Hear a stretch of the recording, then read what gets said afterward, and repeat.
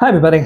Here's what you need to know about requesting letters of recommendation for your applications for graduate school. First, starting now, get noticed in the classroom and meet your professors. Each semester, make sure you get noticed in the classroom and seek out and meet your professors. Now, you want to plan ahead here. You want to be thinking ahead here. You will need letters of recommendation from these people very soon. So help them get to know you.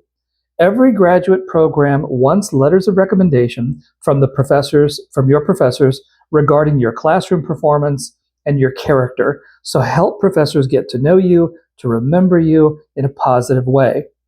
Professors remember students who showed enthusiasm and inquisitiveness in the classroom. In other words, energy. So help your professors remember what a great student you were within the classroom. And even outside of the classroom, participate in class. Yes, get involved in class discussions, ask questions, answer questions that the professor poses during class.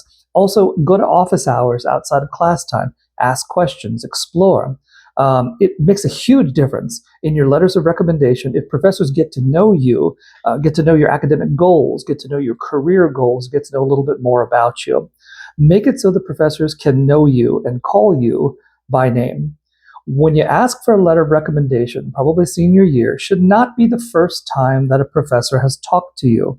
So get them to notice you now and help them get to know who you are and what a great student you are. And while you're at it, you probably might find a mentor in one of those professors or several mentors, preferably. Having a mentor is a great addition in your life right now and for your future career. Having a mentor to advise you in your growth as a future professional is extremely valuable. There's no better way to learn about your professional field than in a one-on-one mentoring relationship with one or preferably more than one of your professors. Finally, back to the letters. There is this one special consideration about online classes, guys. Be more than a name in the online classes. If you think that you might someday want a letter of recommendation from a particular professor, be sure and take at least one of their courses in a face-to-face format rather than in an online format. Face-to-face interactions are just more memorable. You want to be memorable? That's hard to do in an online class. It's harder to make a lasting impression on a professor through an online class. Guys, I teach online, and we professors just cannot as easily sense your attention to the course, nor the energy, the enthusiasm that you bring to the learning experience in an online class. It's just not there. In online classes, we only get to know you. We only get to know your personality through responses to discussion questions, maybe one written paper assignment and occasional email messages.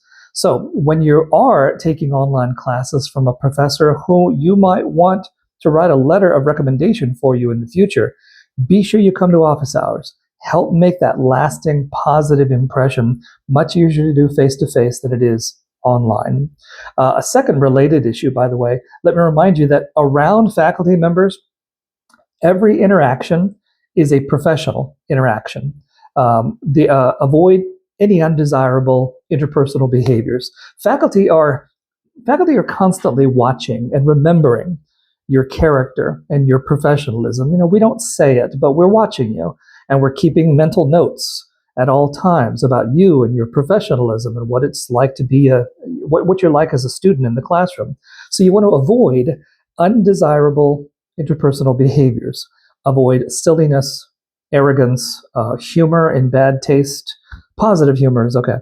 Avoid any hostility in any interactions with your professors. Avoid any signs of immaturity, because you want them to see you as a junior professional. You want them to see you in that professional light. Every letter of recommendation contains some remarks about your observed character and your classroom professionalism. So you do not want any letter about you to say, he is arrogant, or she is immature, he is dependent, he is clingy, she is brilliant but unmotivated. You don't imagine any of those awful remarks in a letter of recommendation. So every professional interaction, every interaction with your faculty is a professional interaction. Basically, don't give your professor any reason to say any negative stuff about you, only positive, wonderful things about you.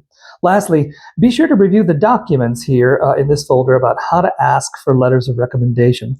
It's critical that you discuss face-to-face any letter writing for this professional favor that you're asking, and it must be done carefully, respectfully, sensitively.